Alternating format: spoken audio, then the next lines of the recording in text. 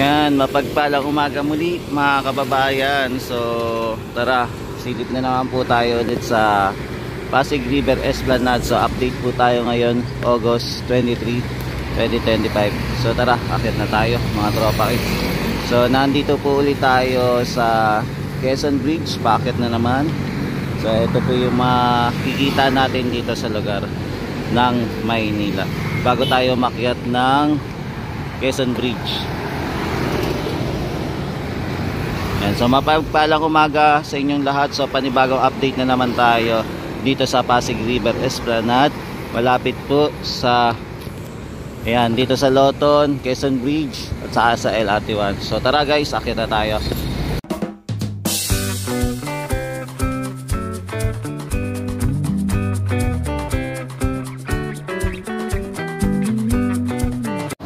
Yan, so guys, nandito muna tayo sa Quezon Bridge muna. So ngayon po ay Sabado, August 23. So mapapansin nyo po na hindi po traffic dito sa area. Yan, maayos po yung daloy ng trapiko mga tropa kids. Ayan, kung mapapansin nyo, konti lang po dumadaan. So eto, nandito tayo sa may Arroceros Park. So dito muna tayo sisilip mga guys. Dito natin sisimulan ng pag-vlog. Yan, so lapit na tayo. Yan, so makikita nyo mga tropa, nagsisimula na sila maglagay ng steel matting. So naglalagay na din sila ng layout dito sa gilid para sa sisimulan po nilang paglalagay po o pagbubuhos po ng semento. So ayan po yung ginagawa nila. Tapos ayan, mapapansin din po natin yung ating mga puno na bawasan po, nag-trimming po sila para maging mailiwalas po yung lugar. Tapos mapapansin din po natin meron din po silang mahabang steel beam o I-beam na nandito po sa area, no? Ayan. Tapos ito, busy ang ating mga kababayan. Tapos nandito din po yung mga tinanggal na lamppost. Tapos ito pa rin po, nag-aantay pa rin po tayo kung kailan naman po ito masisementohan. Siguro mukhang isasabay na rin po ito sa pagsisemento dito, no? Ayan, pagka okay na po itong ating yung ginagawang concrete cement, ayan, para sa flooring. So abangan pa rin po natin kung kailan po matatapos. Yan, so dito naman mga kababayan na yan, busy naman po yung ating mga kababayan sa pag-aayos naman dito sa area ng ginagawa pong yung flooring. Yan, so yung tinanggal na po nila yung mga tiles, no? Yan, pinagbabalatan na po nila yung tiles.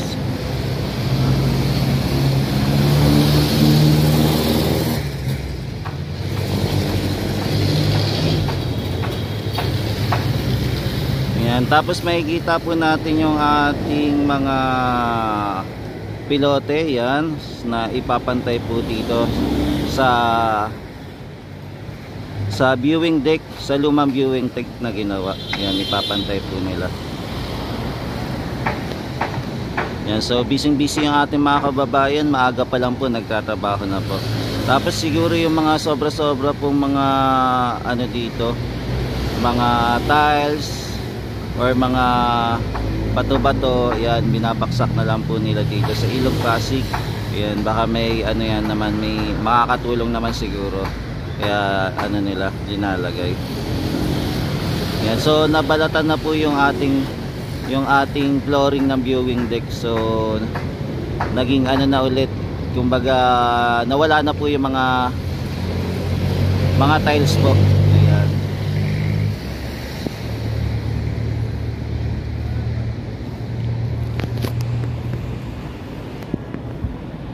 Yan, so ito po yung ginagawa ng ating mga kababayan ngayon dito sa area ng Pasig River Esplanade para sa Arroceros Park extension. So nandito po tayo sa Arroceros Park ngayon.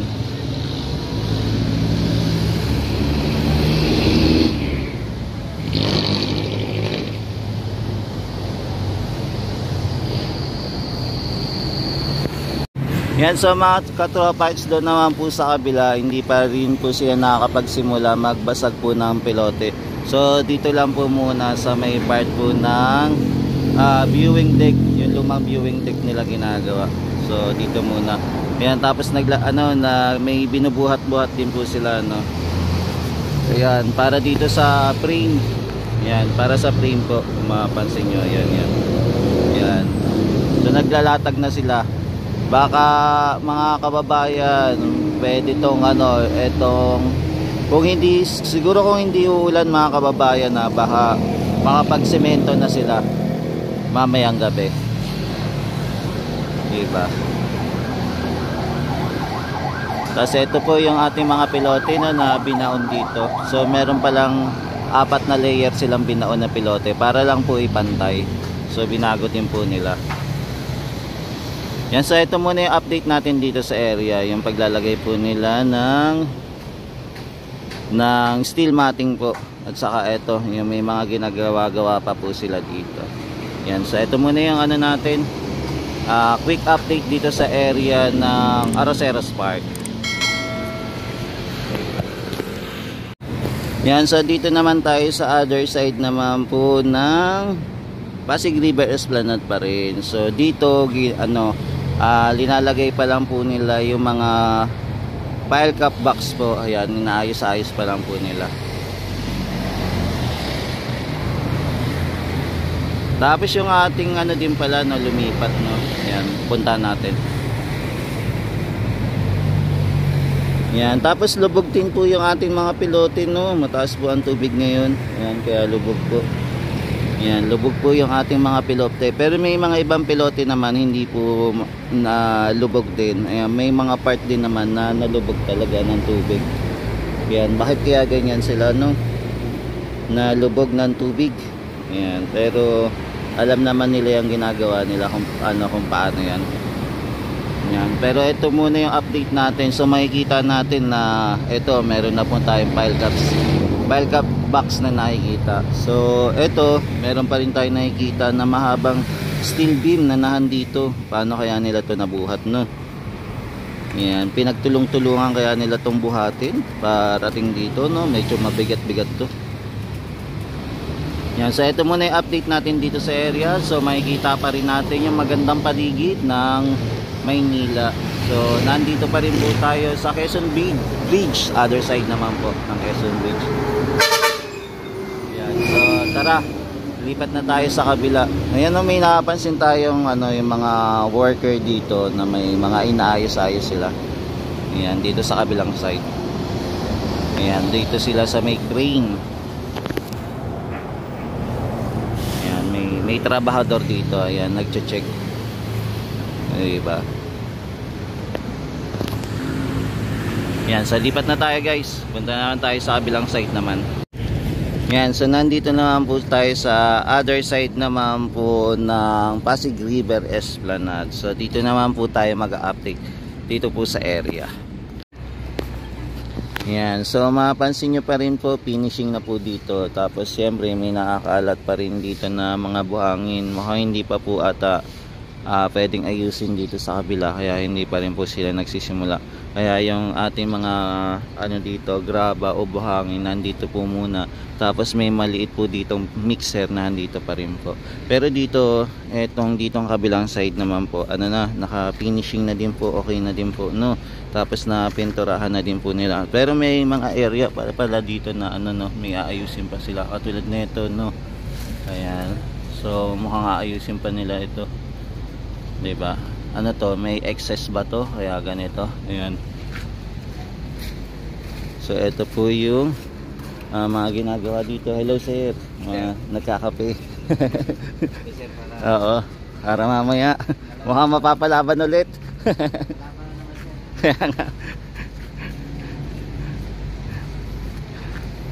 Ayan, so nagkakape si na kuya. Napalaban ulit. Hello.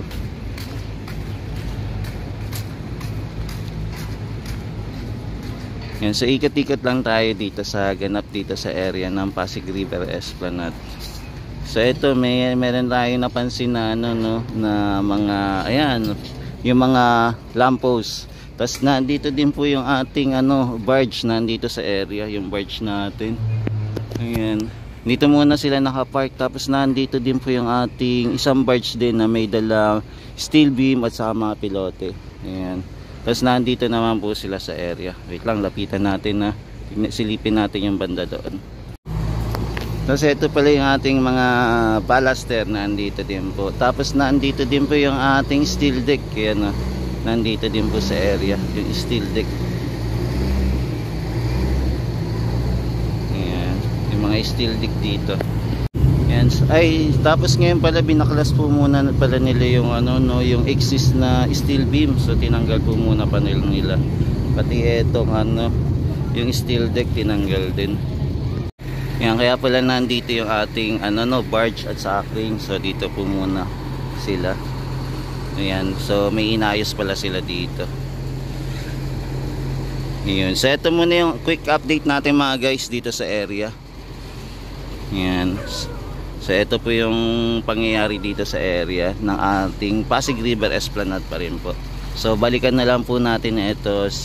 Yan, try natin kung makakapunta tayo bukas dito at para mag-ikot-ikot ulit sa pag-update dito sa Pasig River Esplanade dito sa part ng malapit po sa MacArthur Bridge at saka po malapit din po sa area ng ayan, LRT. Yan. So ito muna yung update natin mga tropa. So punta naman tayo sa may MacArthur. Tapos mapapansin nyo din pala guys, pinipinturahan din pala yung tulay. Kaya pala may napansin tayo na yung may scaffolding pinipinturahan pala. Yun pala yung purpose. Yan. So nandito po tayo sa baba ng tulay ng Quezon Bridge. Yan. So ito yung makikita natin view dito sa baba. So waiting pa rin tayo matanggal naman itong mga parts dito, no? Yung mga steel sheet or steel pile sheet na matanggal. Tapos ito naman yung view natin pagka papunta naman tayo dito. Yan, pagpupunta naman doon sa may terminal area. Yan, meron na din pala dito mga pile cap box na ready din po. Yan, nakapag-assemble na din po sila. Tapos malinis na din po dito, no? Nakapag-clearing na din po sila dito sa area. Ayan, nakapag-clearing na din po. Diba? Tapos itong ating Lotong Ferry Station, ayan, abandon na po. Yan, nakikita din po natin yung biyahe ng train. Yan, so ito pa rin po isasama sa development po, no?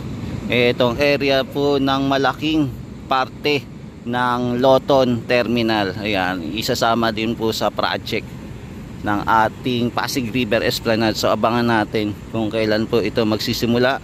Kasi tuloy-tuloy pa rin po yung pagtatrabaho nila sa Esplanade po or sa boardwalk. Ayun po muna yung inuuna nila. Ayan, tapos nandito pa rin yung ating mga column. Ayan, steel column nandito pa rin po. Ayan, so ito muna yung update natin mga tropa kids. Ayan guys, so nandito naman tayo sa area naman ng stockyard. So dito naman tayo mag-update. So mapapansin nyo po, marami pa rin pong pilote na na-deliver po dito. Ayan, di lang natin alam kung what time sila nagdi-deliver ng pilote. Pero ito, marami pa rin pong nakaabang na mga pilote. Tapos ito mga tropa kids, nandito pa rin po nilipat yung ating bahay, no? Yung bahay na to na kung saan po sila gumagawa ng mga steel beam. Ayan, for the meantime wala tayo po nakikita na ma-deliver ng steel beam. Yan, parang konti na lang po natitira. So siguro nag-aantay pa sila yung next batch. Ang nakikita parang po natin puro mga pilote pa lang po. Ayan, nandito po tayo sa MacArthur Bridge. Ayan, naabutan na din po tayo ng pag-ambon-ambon dito sa area. Habang tayo ay nag-iikot-ikot, nag-update po dito sa area. Ayan.